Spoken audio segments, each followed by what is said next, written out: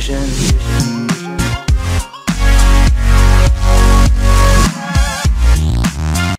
Of fallen angels and the bastard children called Nephilim. God destroyed the Nephilim's bodies and doomed them to wander the earth in an invisible dimension, and they are still terrifying men. In our modern paradigm, they are known as demon spirits. The word demon is from the Greek language and means knowledge. The demon knowledge is greater than man's. The Bible tells of their creation in Genesis chapter 6, and they were the cause of the destruction of life on earth. The Apocrypha and early Jewish writings expound on these evil spirits. The Book of Enoch tells of their giant stature and how they manipulated the genetics of man and animals, in every imaginable way. In other words, no stone was left unturned, in their evil experiments. These evil spirits have proceeded from the giants that are still roaming the earth, and they will do so until the days of consummation.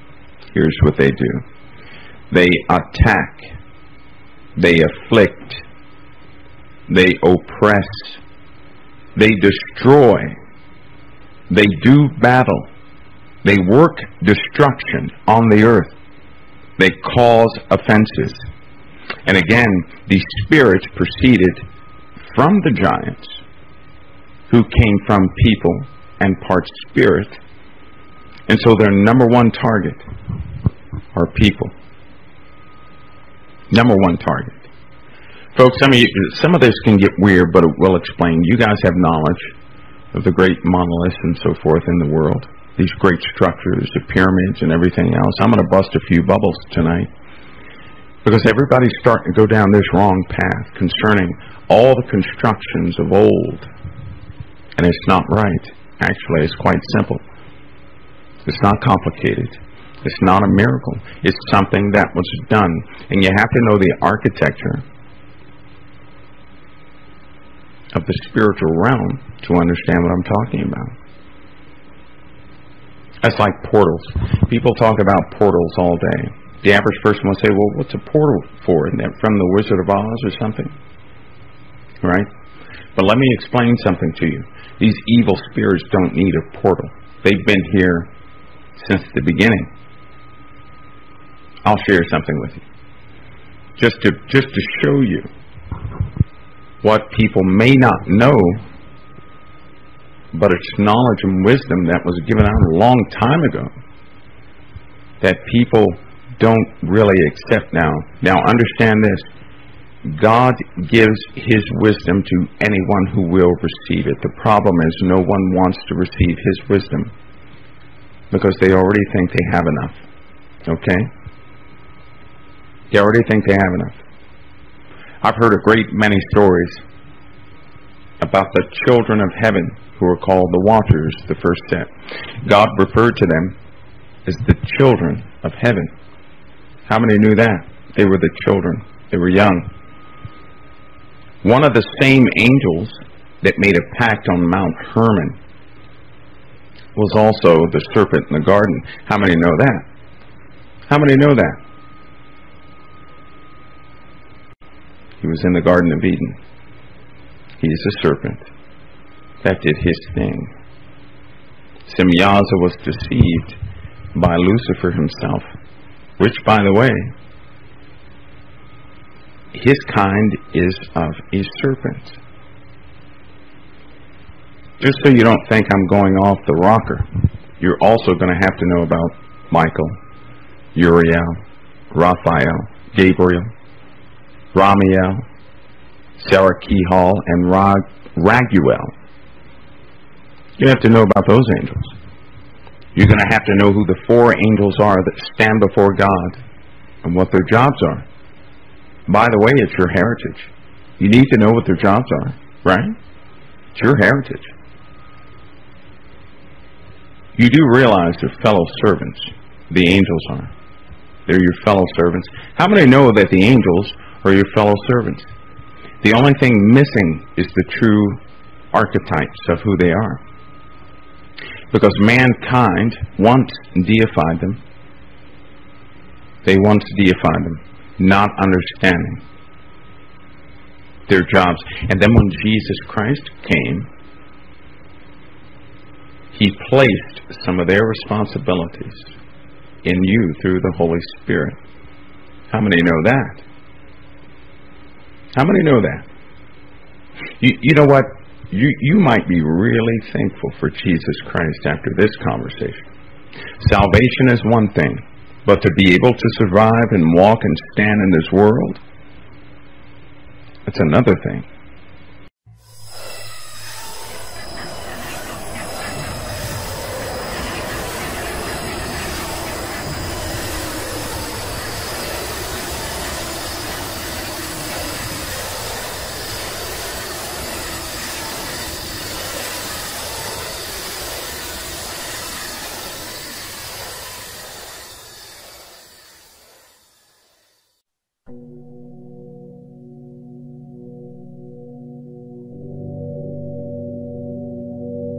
Giants walk among us still, hidden in tattered robes. They speak quiet mostly, though their presence always known. They fall like thunder, wither and die, struggle incessantly, reaching the sky. We try to box them, they cannot fit in. The giants corrupt what we try to keep hidden. And if one day we make it inside, find a way to conquer the giant's hide, we'll watch the giants that we slew, and find that we killed ourselves too.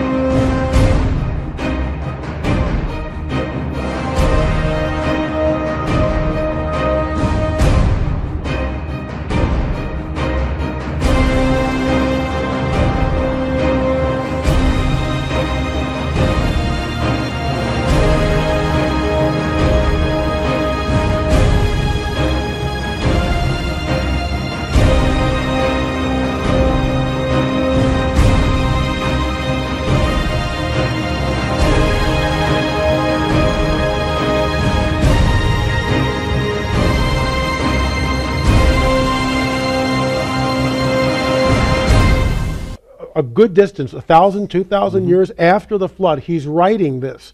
And he says the Nephilim, the unholy progeny of the fallen angels and the women of earth, creating this hybrid being known as the Nephilim, were on the earth in those days and also afterward. In other words, and there's a lot of confusion about this. There's only one incursion. Nonsense. There are many incursions, multiple incursions. And in fact, when Joshua came into the Promised Land, who's there? He had to fight, let's face it, non-human beings. They're called giants in the Bible. In Hebrew, they have many names.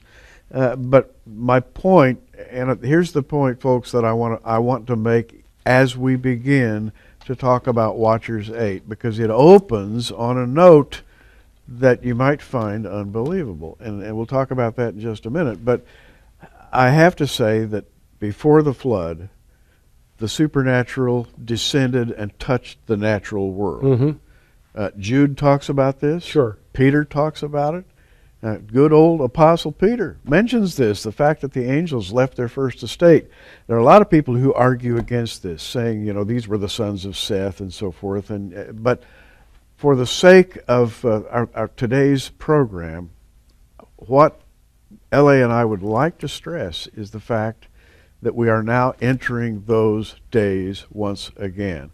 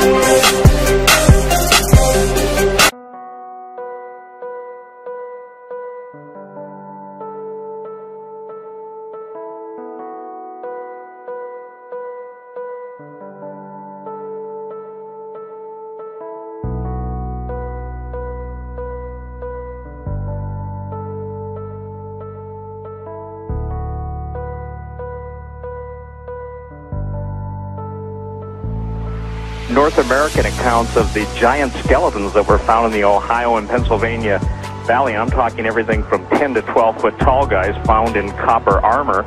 And the more I investigated, I found out it was a worldwide situation where we're talking some really big skeletons, all the way up to 36 feet tall. If we only had basketball then, huh? Well, I can tell you this, when some of these guys, some of the British giants, for instance, one guy specifically, listen to this, a guy by the name of William Joyce in the late 1800s, he could lift a ton dead weight, in other words, 2,000 pounds. And that you're only talking about a guy that was 8 feet tall. So I think the situation that most people find in history is there are too many question marks. And when you're looking at the temples of the world, and you're looking at all of the, what would you say, the answers that are out there, but seemingly are, swept under the rug, I think it becomes apparent that for some reason, someone doesn't want the issue of giants brought up, and that's why I spent 3 decades dealing with it.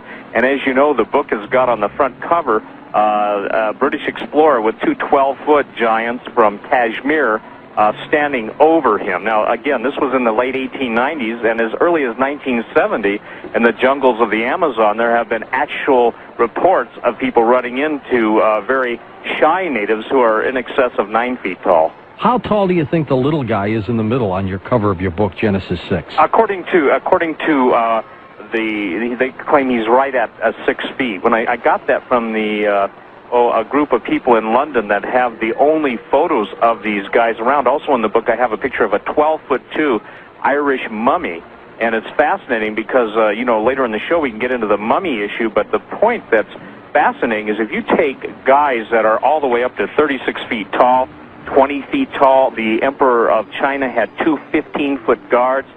Charlemagne himself was surrounded by rather large individuals. We have a Roman emperor named Maximinius who was a giant himself. His wife's bracelet, George, would fit around his thumb. We're talking about people that are, we're talking about people with big egos, big appetites, and incredible strength. We're not talking about the medical situation that you see sometimes on the History Channel where they show giants as being these guys that don't live very long, obviously like Andre the Giant, who was a wrestler. Right. We're talking about guys with unbelievable strength, unbelievable knowledge, and unbelievable wisdom. On the website, I even show some of the Incan kings, I-N-C-A-N, Inca, from the Inca Empire, basically in the museums of Peru, that have 4 to 5 times the cranial mass of a standard human skull. So we're not only talking about big guys, we're talking about people with incredible intelligence, and we're talking about an answer that obviously classical anthropology and archaeology, these guys don't want to deal with this. I think it was David Hatcher Childress that coined the word Smithsonian Gate.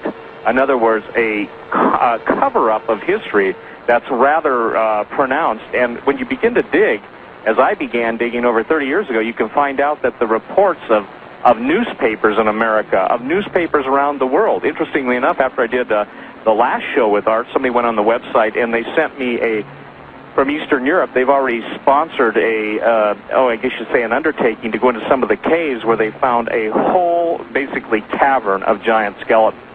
And in the New Ancient American, which is a magazine that's put out in America, they found the most contemporary find. It's someplace in desert Southwest, and it actually shows the pictures of the giants, shows the cave, etc. So basically, interestingly enough, too, is that when you look at this, you see that there is a very, very, how should I say, skittish archaeological base out there that doesn't even want to deal with this. Well, do you think, Stephen, that these giants were regular offsprings of people, or that they popped up in a very unusual way, depending on the percent of population at the time? Well, first of all, I believe that the reason I use Genesis 6, let me read this and then I'll comment. All right. Genesis 6, 1, 2, and 6 are kind of interesting because it gets into the whole alien, the whole Nephilim, the whole Zechariah, Sitchin, Anunnaki, but let me read it. It says this: "And it came to pass when men began to multiply on the face of the earth, and daughters were born unto them, that the sons of God saw that the daughters of men, that they were fair, and they took them wives, all of which they chose. There were giants in the earth in those days, and also after that, when the sons of God came in unto the daughters of men, and they bore children unto them, the same became the mighty men which are of old, men of renown." Now, there are two opposing viewpoints on this. During about the 4th century A.D., the Catholic Church basically said, well, no, these were the sons of Seth. And the sons of Seth married the daughters of Cain, and out of good men marrying bad women came giants. We're talking about men, George, that had 6 fingers, 6 toes, and double sets of teeth. Now, that's kind of interesting because all through the digs in North America, especially in Catalina in California, Lompoc, where there's a prison in California, they found red-haired giants, 10 to 12 feet tall, double sets of teeth, 6 fingers, 6 toes. You go to South America, and the Mayan god Shambhala had 6 fingers, 6 toes. And so I believe there is a supernatural element, and then you've got writers who claim that we were created by the aliens, the Anunnaki, and obviously I don't believe that. I believe that all the myths of history center around this one thing, that basically supernatural beings had sex with earth women and produced giants. And it's in the Bible, it's in Genesis 6, Jude 6, 2 Peter, but more than that, and in addition to that, it's all through history. So you believe that these giants are the offspring of fallen angels. Fallen angels from way gone back. Well, from way gone back. Cyclops, giants with one eye in the center of the forehead. And by the way, 2 months ago in Indonesia, there were actual cyclopean skulls found, one eye, giant, and immediately the standard, if you will, anthropological community came out and said, oh, these are just basically calcified remains of a normal skull. It has, and you know, it's interesting because, again, you know, basically you have from just the Genesis account of these fallen angels having sex with earth women, producing, again, a race of incredible people. You know, everybody's heard of David and Goliath, yes. But what they don't know is that Goliath had, you know, 4 brothers, and these guys all had 6 fingers, 6 toes. There's a guy named Og, O-G, not a hard name to remember, and some scholars place him at 18 feet tall. So from the Genesis account in the Old Testament through all of the the historical accounts through the different continents, whether you're dealing with South America, whether you're dealing with North America, the Europeans, the Asians, the Australians, the Greeks, everybody has got their records, their bones. And, you know, interestingly enough, in classic anthropology, classic archaeology, this stuff is basically taboo. They won't deal with it.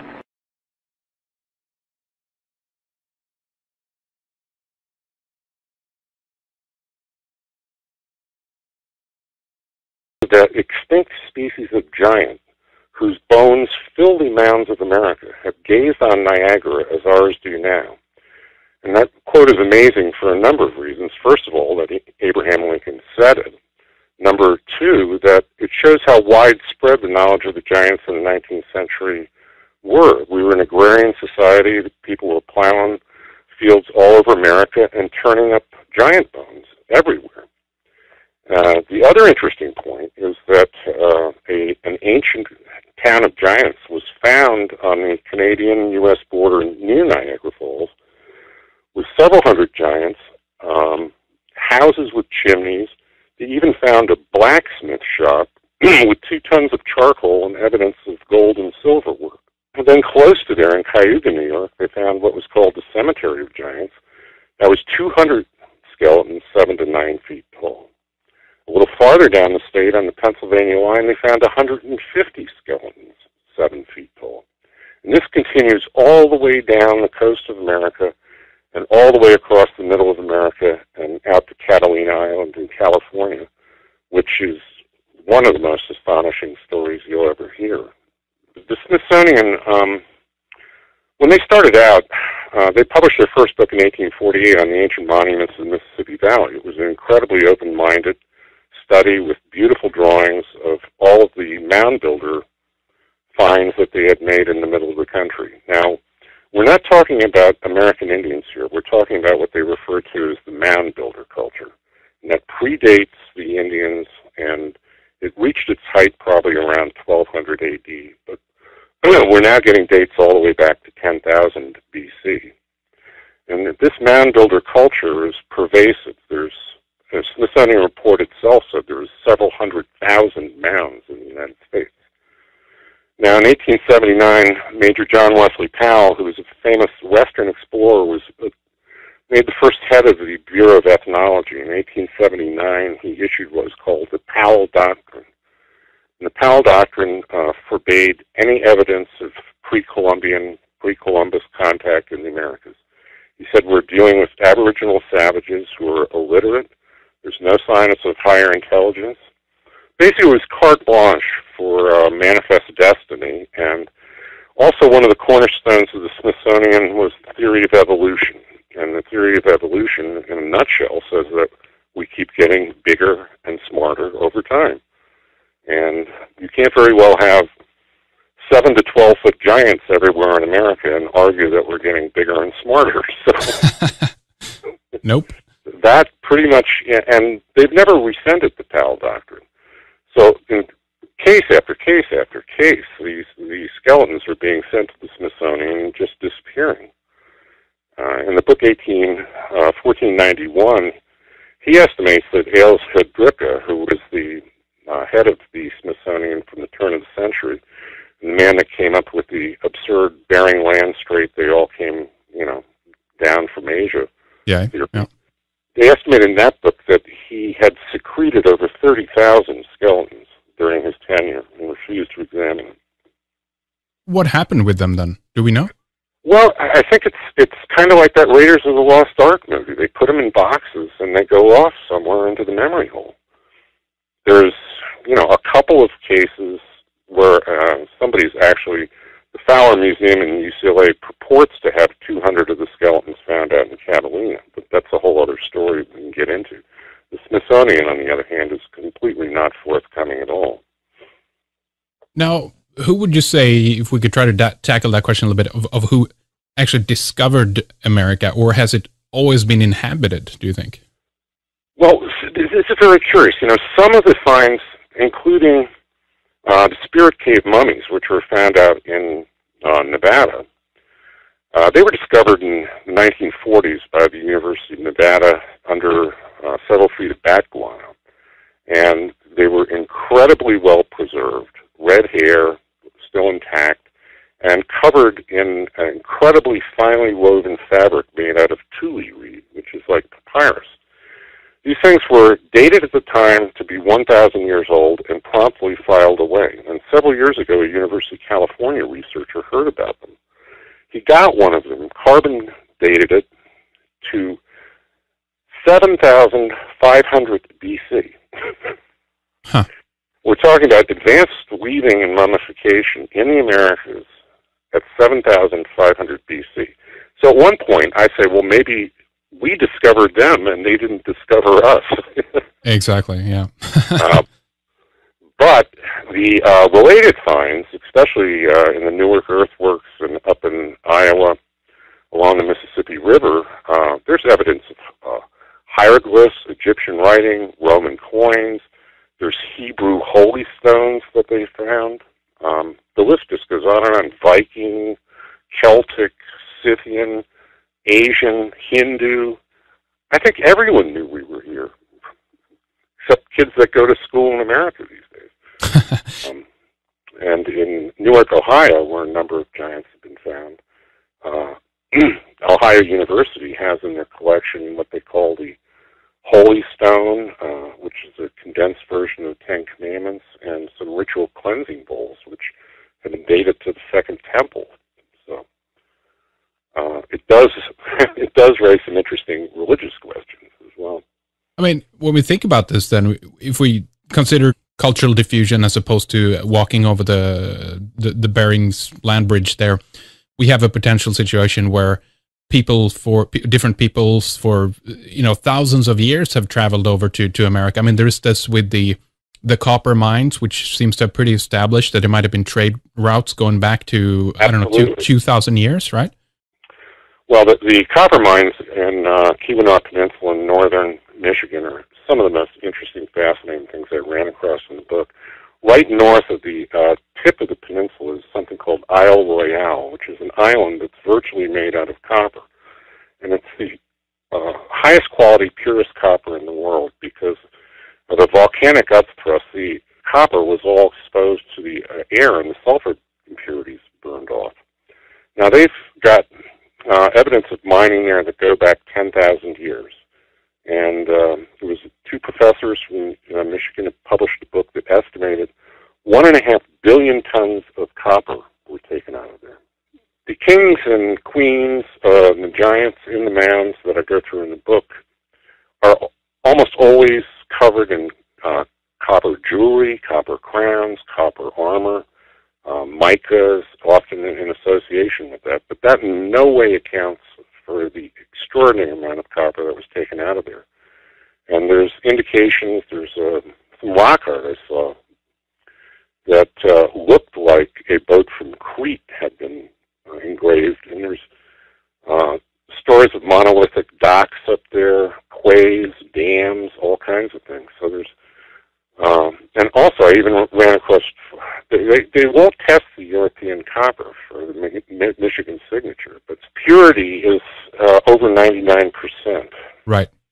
So it's so unique.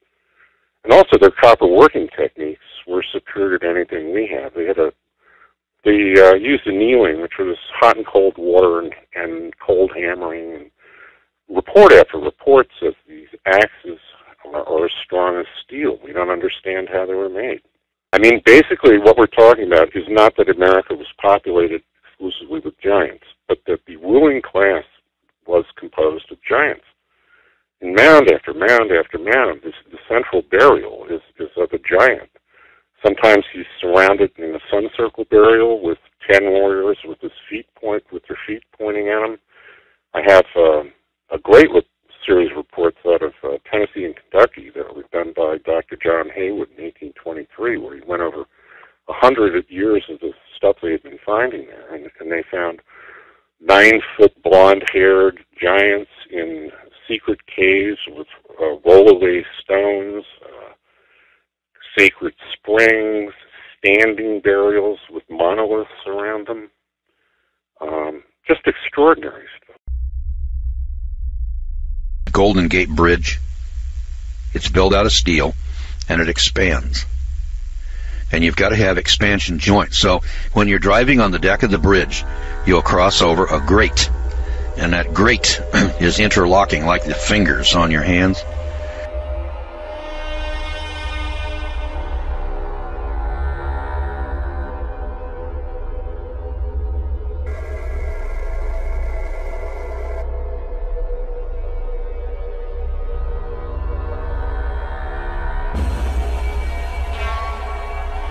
And as the sun shines on the steel, it expands and contracts an inch or 2 or 3 or 5. I don't know how much it expands, but it's got an expansion joint in there. Well, the Great Pyramid, when the sun shines on one side of it, it will expand faster, expand more than on the side where the sun isn't shining. So you've got to have them.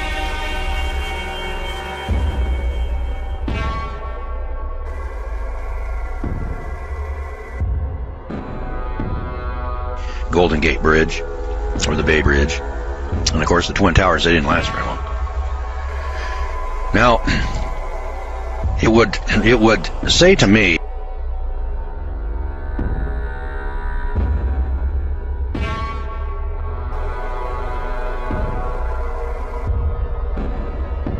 people who built the Great Pyramid must have had at least the same technology that we had in 1964 to measure it. You know, just my common sense says to me, if we couldn't measure the damn thing until 1964, because we didn't have a laser transit, then the people that built it had to have at least had the technology of a laser transit to build it. Because up until 1964, boys and girls, we couldn't duplicate it without the laser transit. So whether the guys who built the thing, and I was told this one time, I said, well, how did they level it up? Now the thing sits plumb. It's level.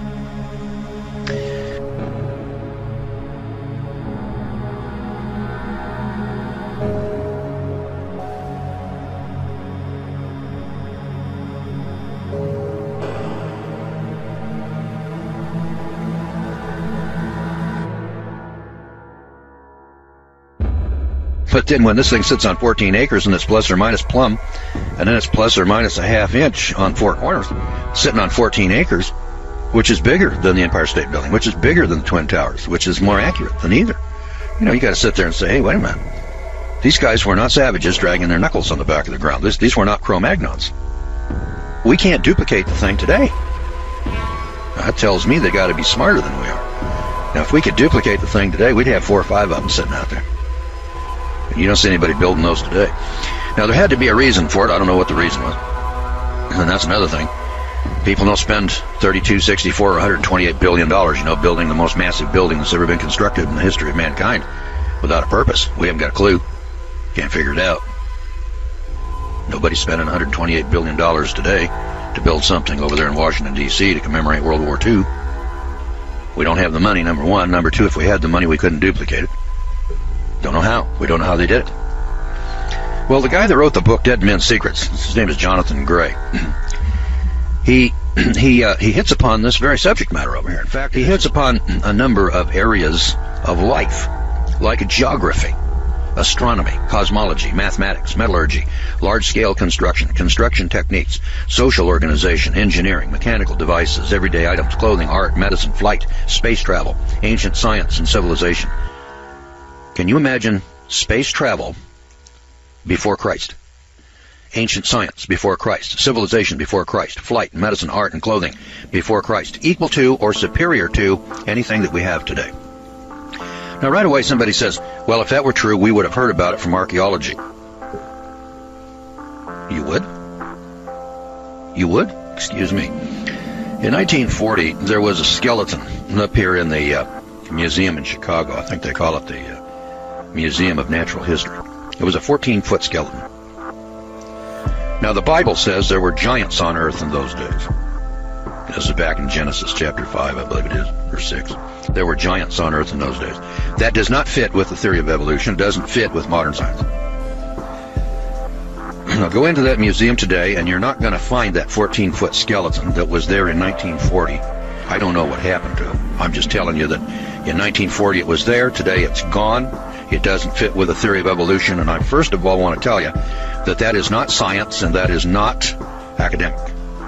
That is propaganda. If it doesn't fit with your theory, what you do is you destroy it. You eliminate it. Get rid of it. And that's not honest. And then it's not intellectual. So when I hear stories like that, I say to myself, well, why would archaeology, why would science, why would people in museums want to deliberately destroy the evidence? I mean, if there were giants, then why don't we say, well, gosh, there were giants? That's the truth. How many of these giants were there? Well, now, it could be that the 14-foot giant was just an anomaly. You know, it happens once in a while. You look in the Guinness Book of Records, there was a guy that was just, I think it was 8'11", or 8'10.5" or something, just a shade under 9 feet tall. And the Bible talks about a guy named Goliath. You know, there's David and Goliath. There's a Bible story there. Well, Goliath was 9'6". And compared to the giants described in the Bible, Goliath was a midget. You know, 9 feet is pretty tall when you're comparing it to a 6-foot man, but 14 feet. And there was the story of a guy named King Og, and his bedstead was 14 feet. So the 14-foot skeleton that was in the Chicago Museum was an average run-of-the-mill 14-foot skeleton. There were people that were 15, 16 feet tall. And I suppose there were people that were 9, 10, 11, 12 feet tall, but they're all big. They're big guys. Now, are there any other skeletons beside that one in the Museum of Natural History in Chicago? And the answer is yes, by the hundreds. They've been discovered all over the world. And Dead Men's Secrets identifies the locations of those finds. Now, I didn't know that before. So I had heard of the Great Pyramid. I had heard of the Nazca monuments out here in the desert where they get spiders and monkeys, you know, that are miles across, 6, 8 miles across. And big buildings with building blocks that weigh 50 tons down in Peru and Ecuador. And cities that are built on cliffs and on top of mountains, you know. And those are just one here and one there and one. It makes you think, well, my God, were there people out here in ancient times smarter than we are today, more technologically advanced? Did they have ships that could go across the oceans? Before the flood, flying in jet airplanes, they had medicine equal to today, art, clothing, and mechanical devices that have been dug up, but they don't fit the theory of evolution. See, evolution is a fairy tale for adults that tells us once upon a time, long, long ago and far, far away.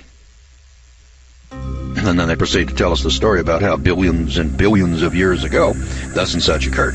Pure fantasy. There isn't a shred of evidence, not a shred of proof. No scientific tests can be duplicated. And, you know, if people want to believe that, that's fine. There's no problem with that. People believe in religion. I kind of watch people, you know, religious people. They scare the hell out of me, and I watch them as far away as I can get from them. And then they believe in superstition. And rational people who attach themselves to science, they attach themselves to another superstition called evolution. I call that science. I look at both of them and I say, oh my God, I got one superstitious bunch on the one hand, and I look over here and I got another superstitious bunch on the other hand. And neither side can ever come to an actual grasp of truth and understanding, you know, how did it actually happen? So in order for us to do that, if we're going to arrive at the truth, we got to actually come to grips with 14-foot skeletons and buildings that are so big and so massive that we can't duplicate them today, and ask the question, well, how did those people build that? Who was here to do that? We look at Stonehenge, you know, in amazement to this day, and say, how in the world did those people get 30-ton blocks of rock sitting up there on top of that? That would be a whale of a feat. It can be duplicated. We could do Stonehenge. But hey, boys and girls, there's a lot of buildings around the world that we can't duplicate today. There's a block of rock in a wall down in Ecuador that weighs 200,000 tons. It's a dressed rock. It's a square. You know, I say square, it's rectangular, but it's, you know, it's got corners to it. It's got 8 corners. And these corners, you know, are exact. It didn't just evolve this way. You know, if you're out here walking around, you know, and you see a block of rock over here and this thing is square, and you measure it up and it's got the same measurements all around it, you know, you can be pretty sure that some intelligence over here squared that thing up. Here's the crazy part of it. Do you know how much 200,000 tons is? I mean, that's a lot of weight. That's a big chunk. Let me describe. The Titanic, you know, that big ship, the Titanic, and the Queen Mary, you know, these big merchant ships. Well, those big luxury liners weigh about 40,000 tons. 40,000 tons. All right, now let's pull the Queen Mary into a shipyard, and let's just stick it under a couple of cranes, and let's just pick it up and set it on the ground. Do you think that there's any place in the world that there's a crane big enough to pick up a ship like the Queen Mary? Well, I'm here to tell you that there isn't. So when they want to work on a ship that big, what they have to do is run it into what they call a dry dock. And that's a big hole in the ground that they can flood with water. They can float the thing in, and then they let the water out of it, and the thing settles down on the bottom, and then they can go in there and then go to work on it. So when we want to work on a ship, we have to put it in a dry dock. You can't pick it up. Now, there are places that have cranes that pick up fishing boats and just pick them up out of the water and stick them over here on the ground, and then they work on them, and then they pick them up off the ground, and they set them back in the water. Fishing boats and things like that. Now, let's go down here. I told you there's a rock here that's now 200,000 tons. There's lots of rocks that are 50,000 tons. That's as big as or bigger than the Queen Mary. There's lots of rocks that weigh 200 tons. You know, they go anywhere from 3, 6, 16, 30, 50 tons, things like that. And these rocks are set into walls, and they're dressed. Now, some of them are square. Some of them are odd shapes, and then the odd shape fits with the next rock, and it's cut in an odd shape to fit, kind of like looking at a puzzle. You know, the odd shapes that go into a jigsaw puzzle? And remember that the tab has to fit into a corresponding hole. And then when you're doing a jigsaw puzzle, you know, if you'll think about it, yeah, it's true, you got a tab and you got a hole, but they don't fit together perfectly. So if they don't fit together perfectly, well, then obviously it doesn't go there. All right, well, these rocks are built like a jigsaw puzzle. They're so close together you can't stick a knife blade between them. So they were cut. There isn't any technology today that can cut rock irregularly and then put them together. None. Doesn't exist. And yet there they are. Now, those people that did that were smarter than we are today. They had a greater technology than we have today. And the Bible talks about that, and the Bible talks about space flight. The Bible talks about flight. And yet your preacher doesn't talk about that because if he did, he wouldn't last long as your preacher. Because he subscribes to evolutionary philosophy, and he doesn't tell you everything that's in the Bible. And unless you read it for yourself, you wouldn't know that. And most religious people don't read the Bible. They haven't got a clue. So atheists and agnostics and evolutionists, they don't read the Bible because they don't want to. The religious guys, they don't read the Bible because I'm not sure that they're capable. I mean, everybody's got one, but they don't read it. And if they read it, they don't believe what it says. I mean, time and time again, you know, you take a look at people's actions, you know, in life. People don't practice Exodus chapter 12. Jesus asked the question. He said, well, why do you people call me Lord, Lord, and do not the things which I say? That's because they've got a different God. They've got a different religion. They've got a different program over here that they follow. They don't follow the Scripture. Well, anyway, Jonathan Gray over here writes a book called Dead Men's Secrets. And then I want to tell you a little story here, pertinently. William Prescott, the great archaeologist, reminds us that a nation may pass away and leave only the memory of its existence, but the stories of science that it has gathered up will endure forever.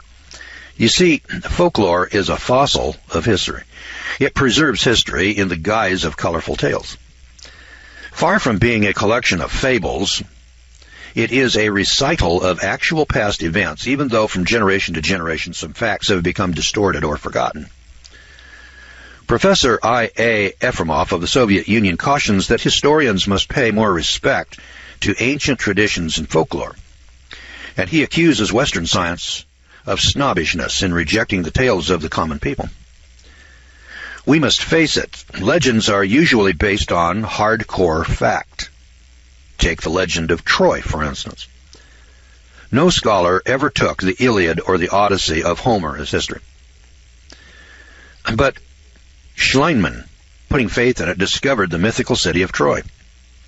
The Iliad spoke of a cup decorated with doves, which Odysseus used. In a shaft, Schliemann found the 3,600-year-old cup. Herodias told a fabulous story of a distant country where griffins guarded a golden treasure. This land, Altai or Kim-Shan, has now been found, together with ancient gold mines and decorations from a high culture, prominently display the griffin. This vague myth is now seen to be a fact. Mexican Indian legends spoke of a sacred well of sacrifice into which maidens and jewelry were hurled. Historians dismiss this as a mere tale, until the well at Chichen Itza was discovered in the 19th century. Now, more than any document, the Bible has been assailed as a collection of fanciful myths. And yet, to the embarrassment of its critics, archaeological discoveries have proved time and time again that the fabled cities, mythical persons, and impossible events were not only true, but they were in fact reliable historical reporting in every detail. And indeed, the Bible can now be regarded as the most accurate and the most trustworthy source of history that we possess. All right, so these legends are usually based upon hardcore fact. Now, our ancestral memory of the Golden Era. If we were to credit the collective testimony of all ancient races, man's early history was truly an incredible history. It was a golden age of advanced civilization, of original giants who had superior intelligence and technology. This appears to have been a universal truth known to everyone in ancient times. Sacred records affirm that at the very beginning, soon after the fall from paradise, men possessed extraordinary mental abilities.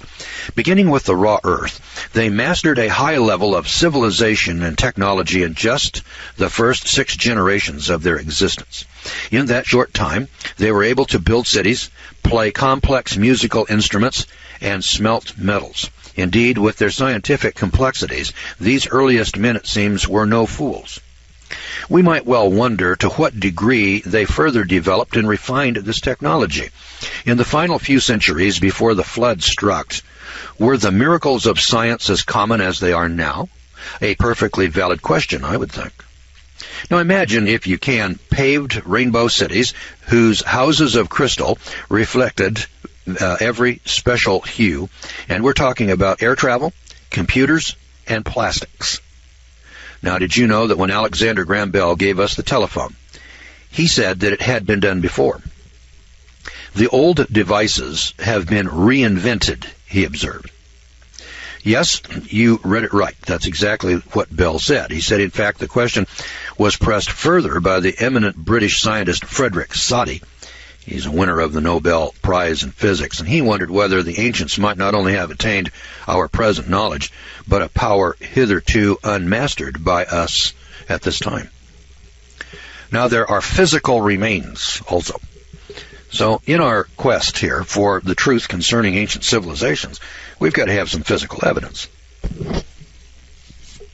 As a jurist or a lawyer, if we went into court and we wanted to prove our theory or prove our side of the case, we'd have to have some kind of evidence. We call them exhibits, physical evidence.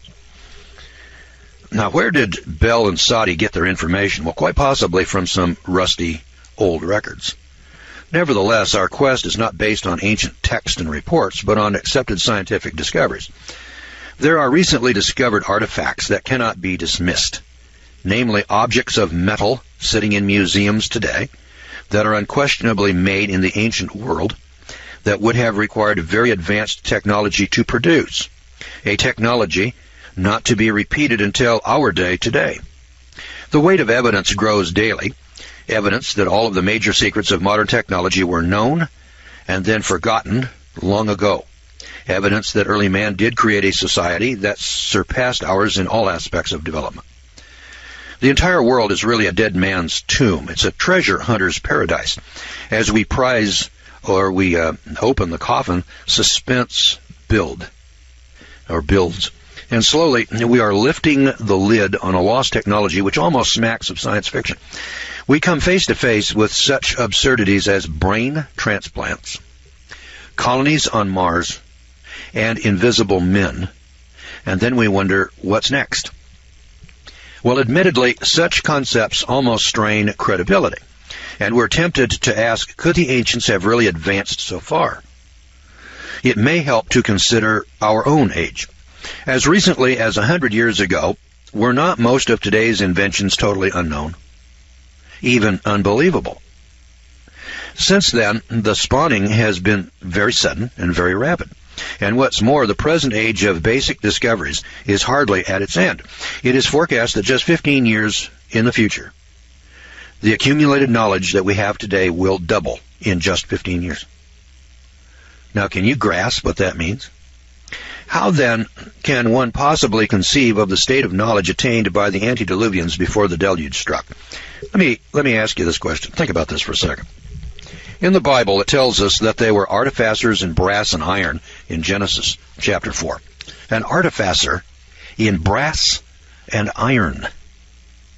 Let's go back to Columbus. No, we look back 500 years and we say, well, that's the Middle Ages, and technology wasn't as advanced as it is today, but we had ships. And we had metallurgy, we had swords, and they had some cannons, they had guns, they knew about gunpowder.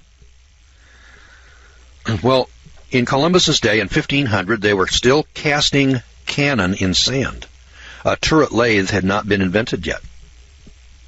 Metalworking tools, such as lathes, were yet to be discovered in the future. Now, if we were casting cannon in sand 500 years ago, and within 500 years we're putting men on the moon, if in Genesis 4 they already had advanced metallurgy, that is, the mixing of metals together, which is advanced beyond casting cannon in sand, couldn't they do the same thing in 500 years? Now, the amount of time from Adam and Eve until the flood was 1,656 years. So if in the first 1,100 years, they were able to reach metallurgy, then they had 556 years left with which to do that. Anticipates space travel. I looked at this some years back, and I kind of marveled, and I said, why would God even put such a thing in there unless he was already familiar with? In verse 4 it says, if any of yours be driven out unto the outmost parts of heaven, from thence will the Lord your God gather you, and from thence shall he fetch you. How far out into the heavens has man traveled that he has been lost on other planets or on other moons, like, say, our moon or Mars? I don't know. It never entered our vocabulary until the last 50 years. It's been in my lifetime. When I was a kid, we used to read the comics, and there was a guy by the name of Flash Gordon. That was science fiction. That was in the 1950s. Nobody ever thought that anybody was going to travel to the moon, or build a space station, or put satellites up in the air with which we could bounce radio waves off of and telephone calls. Never occurred to anybody. We had Dick Tracy with a watch, a two-way communication watch. Today we all have cell phones. Dick Tracy, science fiction, 1950. He's got a two-way wrist radio. Today, everybody's got a cell phone talking with people anywhere in the world. Now, we did that in the last 50 years or so. And notice that the technology that we have here today, in the world today, just take a look around you, computers, automobiles, airplanes, jet airplanes. We didn't have that 100 years ago. Go back 200 years. Look what has been accomplished over the past 200 years, and ask yourself, if these people were already advanced in metallurgy prior to, this is BC, this is way before the flood, for crying out loud, this is before Noah's Ark. Now, I know, you go to the movies and you look at the movie, Noah's Ark, or you look at the movies that are produced by Cecil B. DeMille, in Egyptian times, and we say, hey, these people are barbarians. They're ancient. They don't have technology. They're building pyramids that we can't duplicate today. They're building buildings and monuments that we don't have a technology to do. But they're dragging their knuckles on the ground and hitting their women over the head and dragging them off. That's preposterous poppycock. It's insane. Doesn't add up with the physical evidence. I mean, that pyramid is sitting there, boys and girls, like it or lump it. It's there. We can't build one today. We don't have the money. There isn't anybody in the world, including the United States of America, has got the money to duplicate that Great Pyramid. Technologically, we could do it today, but it wasn't until 1964 that we were able to do it.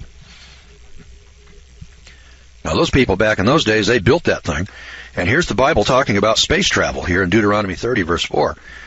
And I'm sitting there saying, if we can come to space travel, if we can come to jet engine flight in 100 years, from 1900 to 2000, this isn't too much of a stretch of my imagination to see somebody doing this prior to the flood. And do we have any physical evidence of it? Oh, you betcha we do. Physical evidence abounds. Not 1 or 2 or 5 or 10, but by the hundreds. By the hundreds. For instance, he's got some sections in here. I'm going to flip over here to, I guess, number 16. Let me get to chapter 16 here. And the one that as a contractor, the one that I was really surprised to see. There are 64 examples of construction techniques that have not been duplicated until the 20th century. That's not the buildings themselves. That's the techniques, like concrete. We think of cement today, building the Empire State Building with steel and concrete, as being something new and modern that we just came up with in the last 100 years. You go back here 200 years, you didn't see any Empire State Buildings. Now, that's a modern technology. There's some buildings that have been built out here in the hinterlands, and there's microscopes. Did you know that in Moses' time they had microscopes? I was absolutely amazed. Glasswork and microscopes. I'm going to give you some examples. 24 examples of glasswork and microscopes sit in the museums today, not on display. They sit down in the basements, hidden away so that you can't see them. Like the skeleton of the 14-foot giant up in Chicago. They're not on display. They exist. They were found. They've been recorded. We have the pictures of it. We know that they're there. But they don't fit the theory of evolution. And anything that doesn't fit with evolution is not put on display. Nobody has an explanation for it. Well, there's an explanation. When you see something like a 200,000-ton block of rock that is set in position, somebody had the technology to make it, pick it up, move it, and set it into place. We can't do that today. And since we can't explain that, and our fairy tale dream world says that we're evolving better and better, smarter and smarter, it doesn't fit with the evolution fairy tale. So then we ignore it. We hide it. We pretend it doesn't exist. And as I said, that's not science, and it's not academic. It's just propaganda. So we're in chapter 16, and we've got some buildings. I want to point out a couple of 3 buildings here. We've got about 10 minutes. So. A startling surprise awaited Captain Don Henry on that particular day in 1976. He was 40 miles off the southern coast of Florida directing sonar readings on the ocean floor. Suddenly, an immense pyramid-shaped structure showed up. It was 300 feet below the surface. Subsequent underwater closed-circuit TV was to show the pyramid to be about 420 feet high. It's a veritable skyscraper, nearly the size of the Great Pyramids of Egypt. When 12 other pyramids turned up on a NASA satellite photograph of the Amazon jungle. Noted author Charles Berlitz and Dr. Manson Valentine, curator of the Miami Science Museum, excitedly organized a major scientific expedition to the underwater pyramid, the first of its kind, which set out with a crack team of 15 archaeologists, researchers, and divers early in August of 1978. At the same time, a NASA-supported expedition led by Florida explorer Philip Miller set out for the Amazon jungles of Peru, accompanied by a documentary film team to investigate the foliage-covered pyramids found there. I'm intrigued by an apparent relationship here. Huge ruins throughout the world generally resemble each other in construction, as well as in geographical and astronomical alignment. What is more, constructions which are technologically impossible today face us. Precise construction and colossal size indicate that the builders had unknown techniques and energy sources at their disposal. It makes one feel that these magnificent, time-defying ruins that still exist after 4,000 years can hardly be the work of primitive barbarians. Surely they are the scientific instruments of an advanced universal civilization. So join me on a grand tour, and you'll see what I mean. This is not possible by muscular strength. This grand complex was built with a technical skill embarrassing to us and by a method which is totally unknown to us today. Here was a city of startling dimensions. Acres and acres lie covered with truncated pyramids, artificial hills, lines of monoliths, platforms, underground rooms, and giant gates which incorporate architecture beyond our technical scope today. Many large gateways were built from a single stone. The Gate of the Sun is the biggest carved monolith in the world. It is a single block of rock, 10 feet high and 6 feet wide. The size of some of the buildings is astonishing. The fortress of Akapana, 650 by 496 feet, was once a pyramid 167 feet high. The Sun Temple was on a platform 440 feet long by 390 feet wide, composed of blocks of rock 100 to 200 tons each.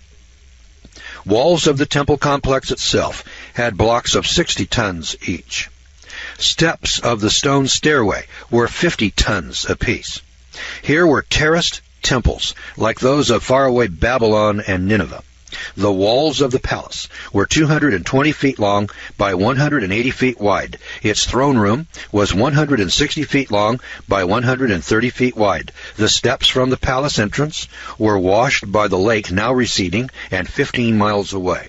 The paved court under our feet is 80 feet square, with a covered gallery 45 feet on one side.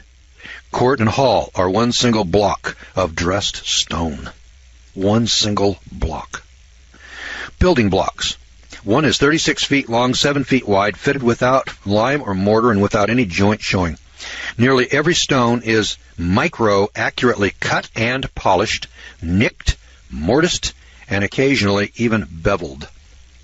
Water conduits have a completely modem shape with smooth cross-sections, polished inner and outer surfaces, and accurate edges. See these half pipes? They have grooves and corresponding protrusions that fit together.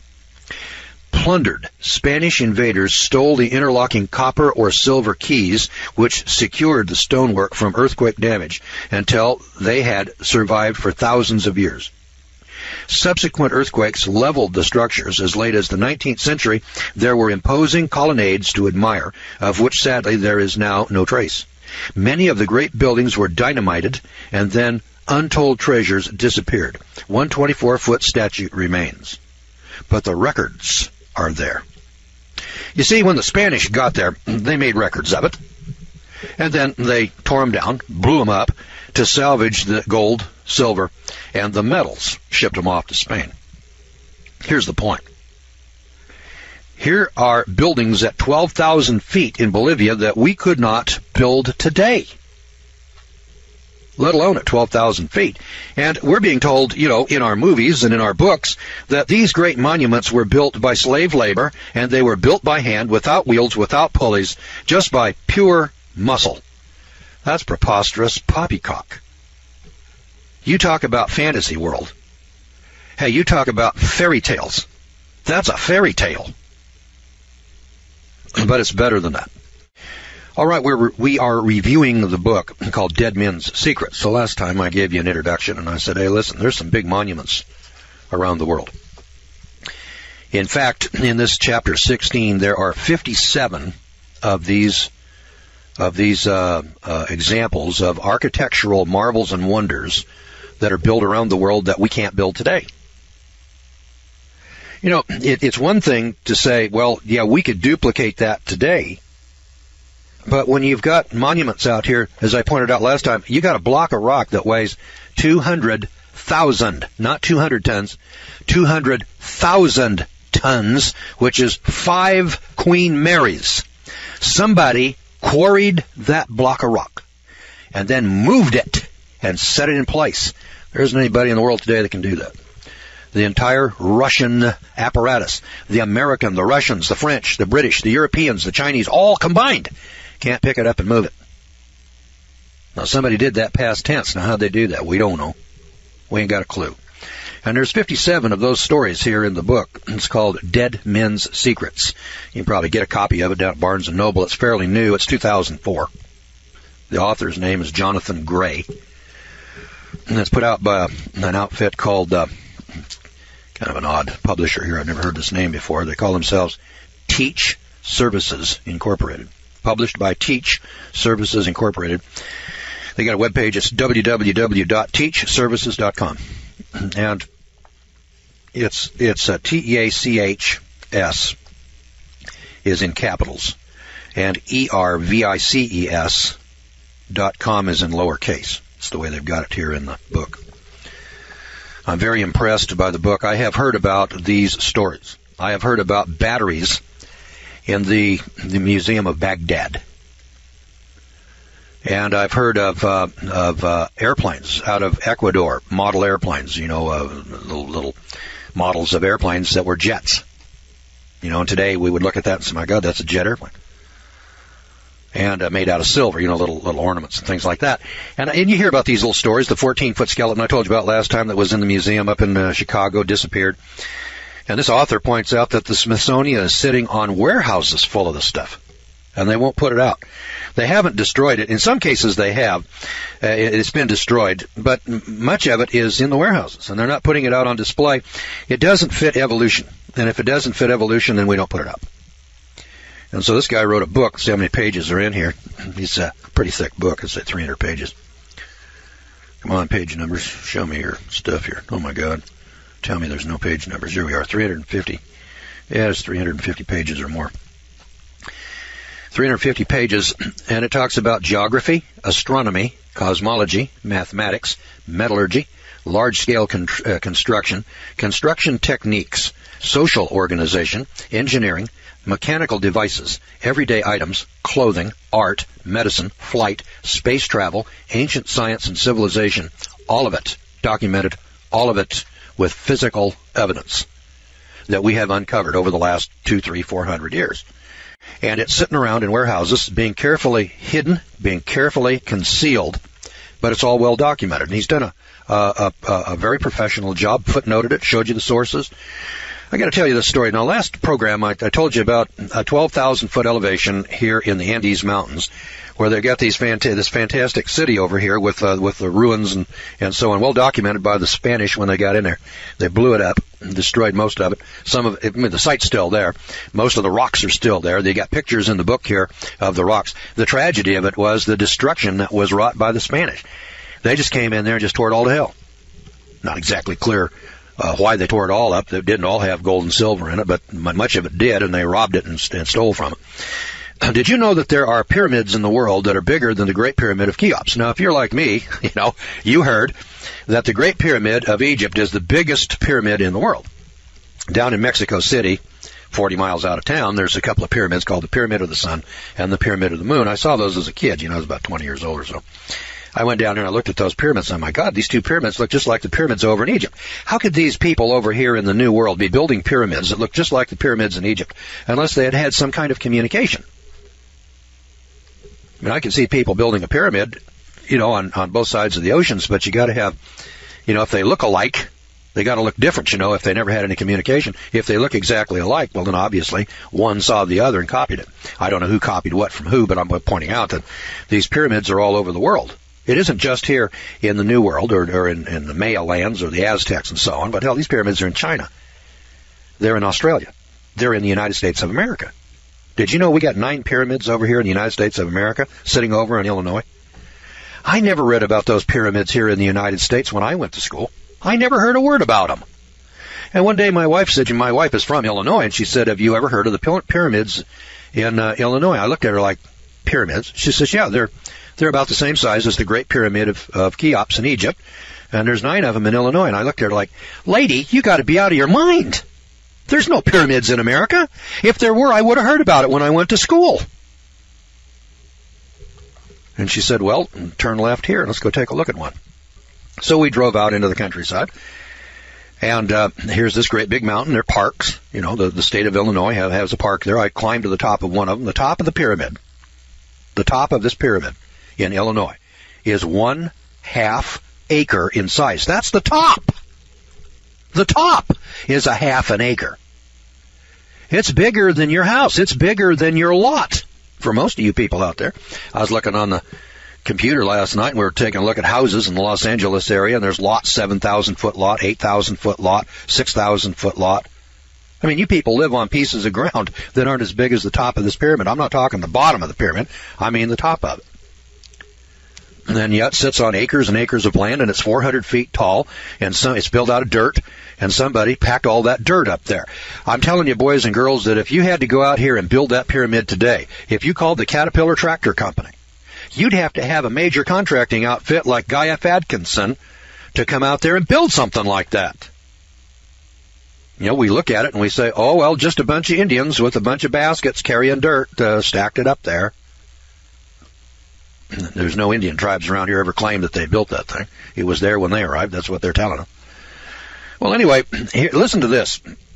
The tallest building in the world until this century, until the 21st century, and still the most massive structure on Earth, is an ancient pyramid 120 stories high.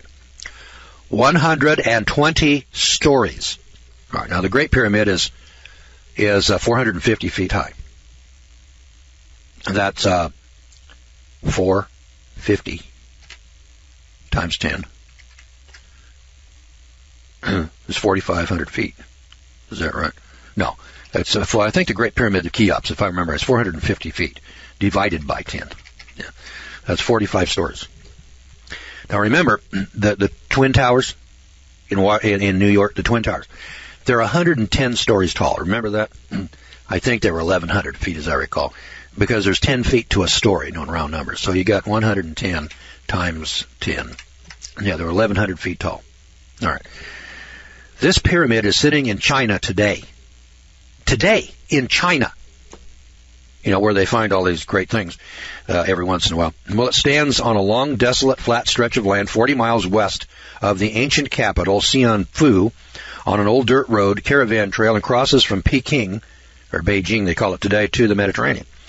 About 2,000 feet at the base, it rises some 1,200 feet. All right, it's 2,000 feet at the base, and it rises 1,200 feet. 1,200 feet. The Great Pyramid in Egypt, 450 feet. This one rises 1,200 feet. There are actually 7 pyramids, flat-topped, with 3 carved giants resting along the outer edges. The 4 faces of the pyramids are, like so many ancient structures, aligned to the compass points. Traces of color remain on the sides, indicating that colors that were given to each side: east, aqua green; south, red; west, black; north, white; and on the flat tops, traces of yellow. A pair of American adventurers who roamed Asia between the 2 world wars, R.C. Anderson and Frank Shearer, were shown these pyramids, and Anderson visited Egypt's pyramids in 1970 and believed himself to be the only man living to have seen both the Chinese and the Egyptian pyramids. In 1946, a U.S. Army airplane crew rediscovered and photographed these pyramids from the air. Place 26 skyscrapers the size of the Empire State Building, and you have the volume of the largest Shin-Si pyramid. All right, you ever hear of that? I hadn't either, so I wanted to tell you. Some skyscrapers, heights, and constructions in China equivalent to 120 stories, Ecuador 60 stories, Egypt 48, Bermuda seabed 42, Italy 35, Iraq 30, Guatemala 23, India 22, Mexico 21, Kampuchea, Kampuchea 20, Arabia 20, and Turkey 20. Now these are all buildings or monuments in China, Ecuador, Egypt, Bermuda, Italy, Iraq, Guatemala, India, Mexico, Kampuchea, wherever that is, I can't tell you. If you want to check me out, Kampuchea, probably some new country in Africa, Arabia, and Turkey, 20-story tall buildings. Hell, we weren't building 20-story buildings until 1900. And they're still here. These structures, by the way, boys and girls, have withstood time for thousands of years. And it's thought that all of these structures are built before Noah's flood and survived the flood. Or they were built right after the flood in the period of time between Noah and the Tower of Babel and up to the time of Abraham, which would have been around 2000 BC. Now, some of these monuments went through the flood, I would guess. They survived the flood. I could be wrong about that. They may have all been built on this side of the flood, every last one of them, but my guess is that some of these could well be the case. Now, this is the section on construction, large-scale construction. There's another section in here that's called construction techniques. It's chapter 17. There's 64 examples of construction techniques. He starts off by saying it is a human impossibility, gasped Hyatt Verrill, and he's right, and yet it happened. The great mountains of the Peruvian Andes are awesome enough until you gaze up those extremely steep slopes, and you perceive the death-defying ruins perched on top of these mountaintops. The setting is terrifyingly wild, mountains miles high, vanishing into the sky, notched with narrow ledges, slashed with ravines and bottomless gorges. Waterfalls of an awesome beauty plunge from these immaculate snowy peaks down into the damp, unknown depths of the canyons. So rare is the air that even the mules are obliged to stop every 10 paces to catch their breath. Here at the frontiers of the impossible, a vanished civilization set gems in stone, astonishing and astoundingly assembled polygonal walls suspended over the abyss. They carved practically vertical stairways up stupendous precipices. High in the clouds rises one acrobatic stairway of 64 steps, which had to be carved in a place where one could only get a toehold for support. Another comprises 600 steps. Just imagine that. And then here are the pictures of these stairways up these mountains. Now, these ingenious jewels, or jewelers in rock, ascended a dizzying mountain no wider than the blade of a sword and topped it with watchtowers and walls pierced with lookouts. The mountain drops away so abruptly that if a workman slipped, his body would not hit the bottom for 3,000 feet. Today, on all sides, the ruins of temples, fortresses, and towers surmount the peaks and cling to the vertical sides of the canyons like ivy. Overlooking a waterfall, a splendid palace rises above the fierce abyss, impossible to reach. How was this palace built? Terraces were miraculously inlaid into vertical slopes, perched over the canyon faults. How did they hoist up heavy, carved rocks by the thousands? Site after site is built atop bluffs, which are too steep to be accessible. Many seem to have been literally hurled up as though the monstrous stones flew there. A high carved niche opens out over the abyss, under a ridge shaped like the letter I. The rock was leveled and encrusted with carefully joined stone cubes. Only a daring mountaineer hanging from a rope could possibly reach it. The builder magicians, I tell you, had no sense of the impossible. Everywhere loom buildings that defy the laws of equilibrium and gravity, as well as vertigo. These are a triumph of human daring and of technology which almost smacks of science fiction. And would you believe it? Sometimes the enormous blocks were brought from quarries more than 1,000 miles away. Now, boys and girls, let me point this out. You got rock. Now, these aren't the super big rocks. These are rocks, of 10, be 3, 6, 9, 10 tons. Little rocks, about the size of the rocks that went into the Great Pyramid, the blocks of rock. But they're raised up on mountains, steep mountains, that are up around 10 to 12,000 feet in the Andes Mountains, where the air is so thin that the mules have to stop about every 10 paces to catch their breath. Now, how the hell do you build stuff like that up there in those mountains? It isn't being built by muscle labor. It's being built by some kind of machines and mechanical labor. Now, many are covered with intricate carvings. No man alive could duplicate such carvings with the stone tools that we find. As Hyatt Verrell remarks, it is not a question of skill, patience, and time. It is a human impossibility. I mean, we're just taking a look at it, boys and girls. It's there. Like it or lump it. There's the pictures of it here in the book. And I've seen this, time and time again. It was the Incas and the Aztecs, that built some of these monuments years ago. How'd they do that? Where'd they get that kind of technology? And the thing here that is so ingenious in this book are that these kinds of monuments have been found all over the world, and the genius that this guy, Jonathan Gray, has put together here is that he's rounded up not one or two odd ones like you and I have heard about, reading about it in Reader's Digest, or some odd story. I mean, he put it all together. Antarctica. There are traditions of a legendary rainbow city where the colors of the rainbow are said to have been used in the construction of the buildings and even in the paving of the streets. In Rome, glass-storied theater. Emilio Scararo, S-C-A-U-R-O, Scararo, one of Sulla's generals, had a 3-floored theater built at Rome for 80,000 spectators.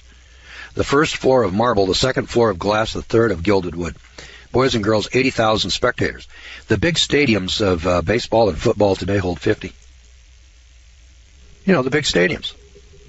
Is there an 80,000-seat stadium here in the United States of America? If there is, send me an email and let me know where it's at. Would you?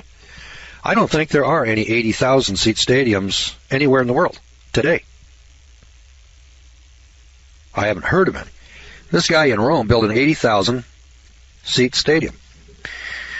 Worldwide, the use of concrete, the standard mixture of sand and cement that makes up most building blocks of today, was evidently worldwide. Listen to this. They found it at Yaxuna, Tucoba, Mexico, Cuauhcillo, Mexico, Guatemala, Quito, Ecuador, Cunza, Ecuador, Marchusni, Peru, Santa Cruz, Bolivia, Pompeii, Italy, Tourette-sur-Loup, France, Cohard, France, Crete, Sterveco, Yugoslavia, Egypt, Northwest China, Western Australia, Arkansas in the USA, Tennessee in the USA, and New Mexico in the USA are all sites where we have found ancient monuments or buildings made with cement that we didn't discover and use here in the modern world until the last 2 centuries. Well, obviously the concrete technology was available all over the world, for crying out loud, thousands of years ago. Well, how come we didn't have concrete over the last 1,000 years if it was available to those people 2,000, 3,000, 4,000 years ago? Boys and girls, they had technology years ago. And then we lost sight of it. We went into what we call the Dark Ages.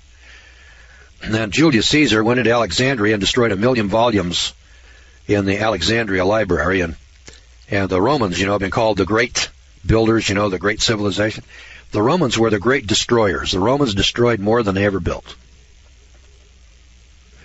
Civilization and technology was so much greater than when the Romans were here as to defy description. The Romans never discovered anything. They destroyed what they found.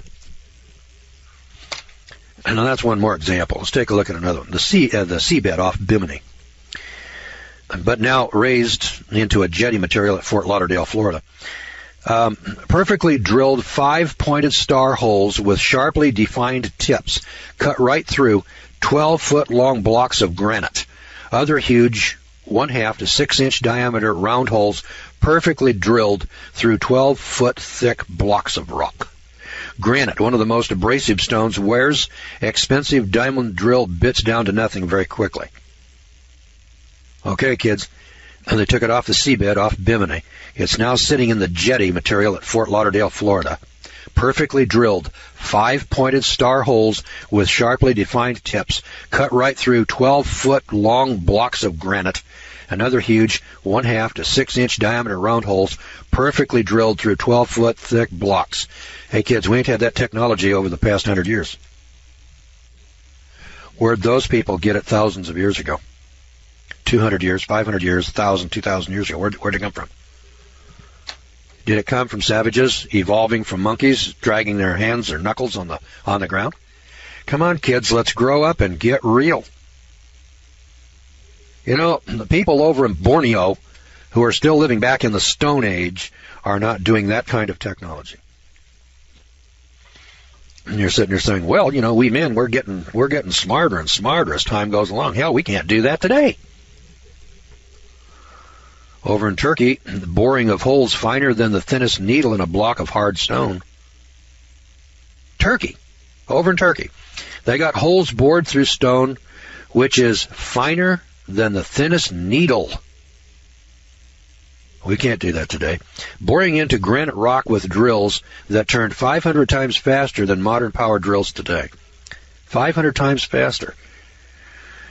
In Peru, Tibet, Egypt, and the Sudan, outer walls sheeted in gold, silver, polished marble, or sparkling white gypsum. Granite building blocks, smoothly polished like glass. Practically all buildings of antiquity have been stripped of their outer shiny surfaces, so that today we see only the raw stonework. In Syria, Babylon, Mexico, Samaria, plaster-coated surfaces. In Tibet and Babylon, decorated enamel or blue porcelain walls. Enamel, blue porcelain, Tibet and Babylon, today. China, Babylon, Mexico, and Egypt, multicolored surfaces on building exteriors. In Brazil, the use of different colored stones in the approach steps to buildings. Peru, steps polished like glass. Bolivia, colored decorated pillars. Greece and Peru, hydraulic gates opened by means of a complicated jet of water. In Crete, Etruscans in Italy, hydraulic lifts. Essential to the support of highly technological society must have been the use of massive water storage dams of modern strength. The enigma was, vestiges of these appeared not to exist. As I sought for evidence, the question kept emerging. Had river rampages obliterated all traces? Recently, one solution to this mystery fell open in quite a bizarre manner. Arkansas. Carpet rock, an acre or so in size, which recently split off the Petite Jean mountainside, has a curved grid of ironwork running all through it that gives it the carpet appearance. Examination, however, shows it to be reinforced concrete with the steel gridwork still intact and little rusted, surprisingly, until you realize that it was sealed from oxidation until splitting off the cliff only recently. The whole cliff, Carpet Rock and Petite Jean, is thus seen to be one vast concrete pour, very, very old. It was the spillway of a vast dam which must have contained the White River and the Arkansas River in one great impounded lake. Now, does this sound like the work of semi-primitive men who had to use stone tools, horses, and vine ropes? No, the early builders obviously had sophisticated techniques. In later times, methods became more basic and building less ambitious. The earlier apparatus fell into disuse, gradually disintegrated, and was ultimately lost to history. That's here in Arkansas. Carpet Rock. Features of houses, 2- and 3-story dwellings. In Lebanon, Crete, Tunisia, Arizona, houses of 5 and 6 stories. Pakistan, Babylonia, expert construction in bricks, similar to our own, heated to about 900 degrees. So they weren't just making mud bricks, boys and girls, they were making fired bricks. All right, we've been taking a look at construction techniques in large-scale construction. I'm an old-timey contractor. That caught my eye right away. I see these buildings, monuments. I see concrete being used, cement being used in ancient structures. I see pyramids in China. I see pyramids in Mexico. I see pyramids in Illinois. There are pyramids all over the world. Pyramids, like the pyramids of Egypt, all over the world. Who built them and why? I suspect many of those were built before the flood. And if not, then the technology from before the flood, assuming that it was all destroyed, then was built after the flood, in that period of time between about 2350 BC and about maybe 1500 BC, maybe a 1,000-year period. Now, there's a lot of questions that you probably have in your mind that are answered in other chapters in the book. Always keep in mind that when I review a book, I cannot read the whole thing to you. I can't cover every page, every subject, every topic, every chapter. So I pick out of the book those chapters that are really boggle the mind. Now, there's one in here that deals with electricity. Have I got electric in here? Where is it? Geography, astronomy, cosmology, mathematics, metallurgy, large-scale construction, construction techniques, engineering, mechanical devices, everyday items. There's a chapter in here that deals with electricity, and I can't put my finger on it. So I'm not going to spend the time looking for it right now. How about microscopes? Microscope. Did Moses have a microscope? Now, we know that Galileo discovered the telescope, sometime in the 1500s. And then from that, somebody got smart and they said, well, if we can see out to the moon, can we see something a little bit smaller? And then we polished glass. And then we made the glass convex and concave. And as time progressed, we finally came up with microscopes. Well, listen to this story. It's chapter 15. Glasswork. Microscope on a sexy spider. Leaping lizards. What do you make of that? Shall we bank for another run? The Peruvian flyers could scarcely believe their eyes. Spread out below all over the desolate Nazca Plateau was a mass of geometric patterns and giant pictures of birds, animals, and people as far as the eye could see. These ground-drawn objects were so numerous that they could be seen only from an airplane. Small wonder that they were not discovered until that day in 1939. Now, here are some really fabled, and you've probably heard this what do they call this thing now? Nazca, N-A-Z-C-A. I imagine if you put that into a Google search, you probably get a lot of information, Nazca. Anyway, for those of you that are uninitiated, down here in Peru, up around 15,000 feet, there's a flat plateau. And on this plateau is a spider.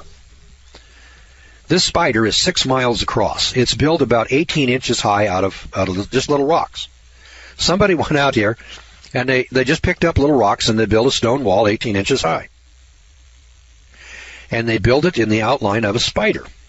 And the thing is 6 miles across. 6 miles. And it's in perfect size. I mean, the legs are the perfect size with the head, and the head's perfect sized with the body. And it's got all 8 legs, and they all stick out in one thing. There's monkeys and other animals, and there's people, and they're 6-8 miles across. The only way you can see, when you're on the ground and you're walking along, what you see is a stone wall. And so you walk along and you say, gee, here's a little stone wall, 18 inches. It won't keep a sheep in. It won't keep a llama in. It won't keep a cow in. And it's about 18 inches high, and it's uniform in height, and it goes out there for a long, long ways. I mean, you can look down this wall, and it curves, but you can't see what it is.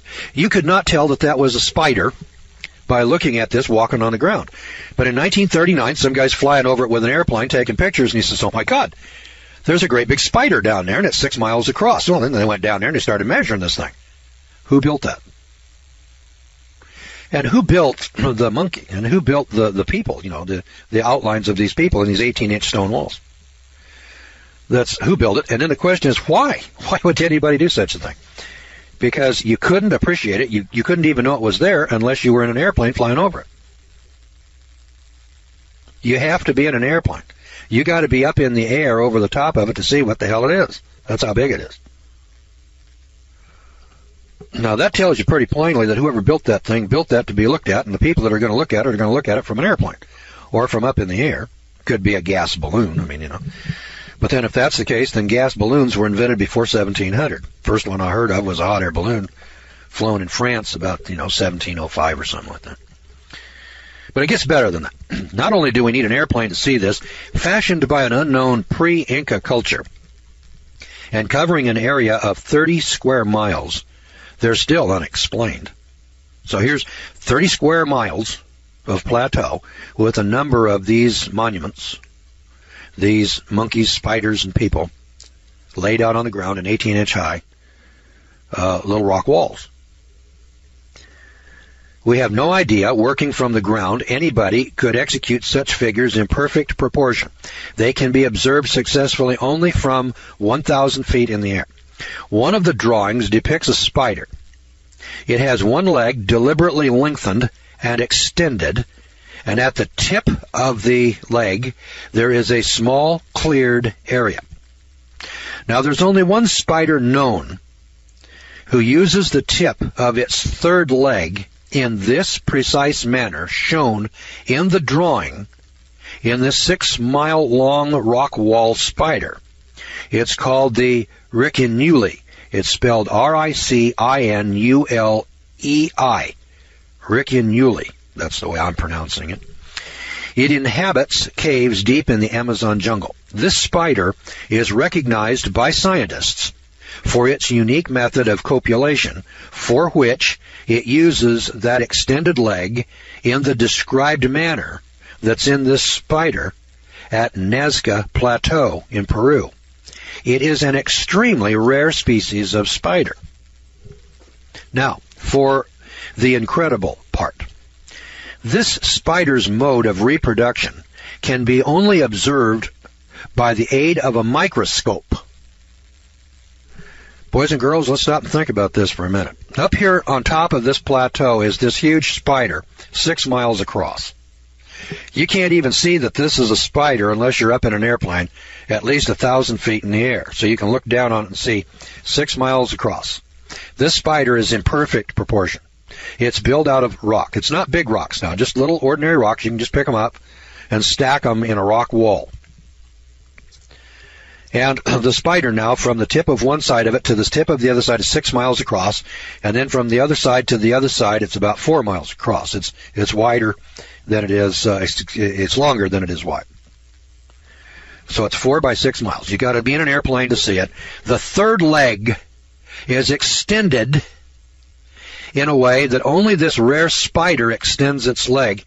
This leg is used in copulation, in reproduction. And the only way that you can see the way this spider reproduces with this leg is with a microscope. What's that tell you? It tells you that the guy that built the spider up there had to have a microscope to observe the spider so that he would know that the spider reproduces with this third leg.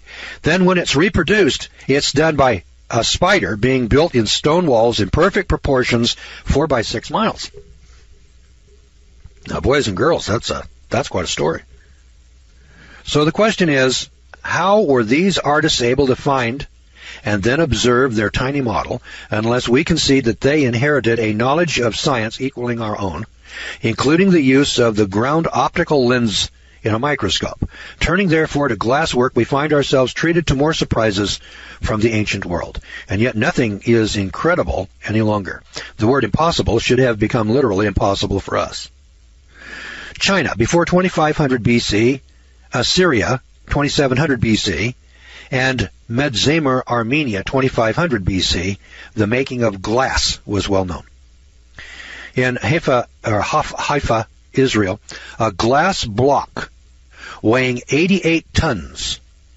There are only 2 masses of glass that are larger than this 88 tons, and both are the casts for the huge mirrors of the Mount Palomar telescopes.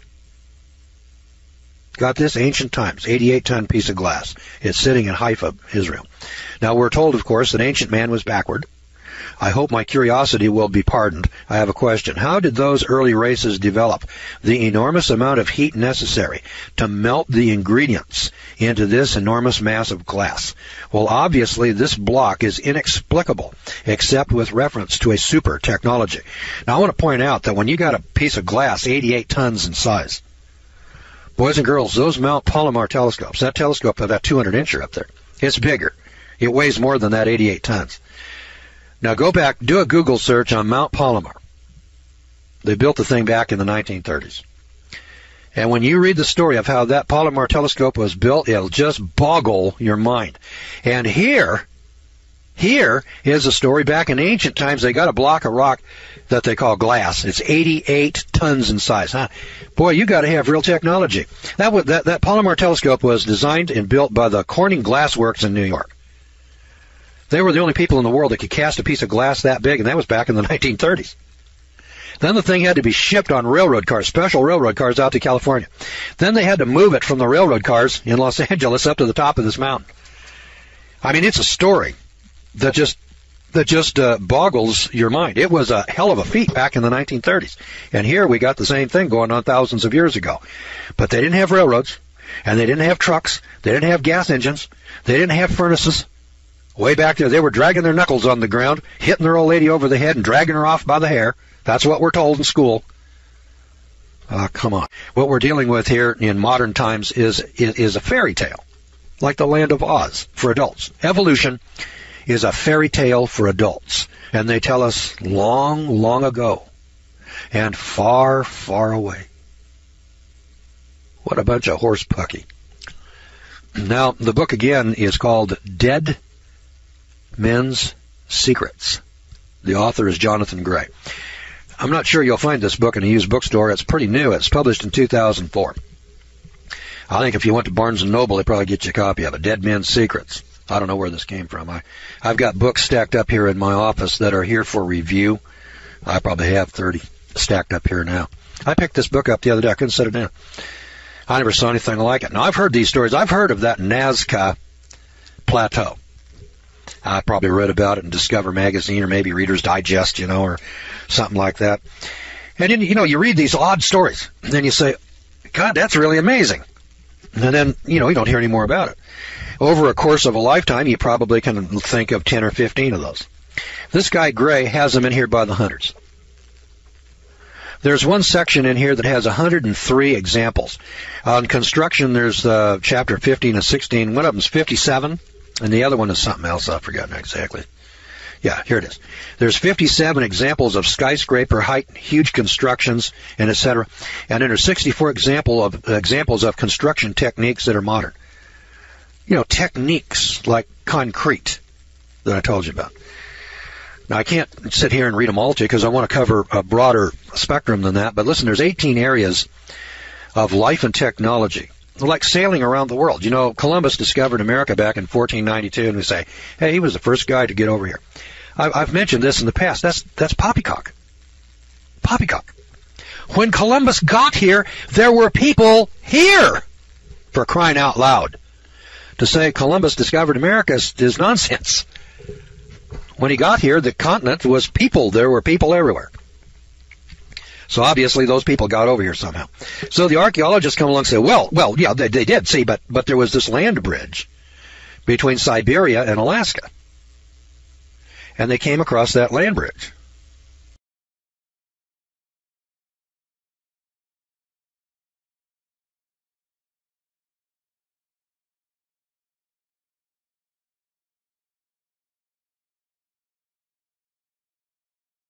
That time in history now. We're in the days of Noah, and everything that preceded Noah building the ark and the judgment of Almighty God on this earth that was in rebellion is about to be relived.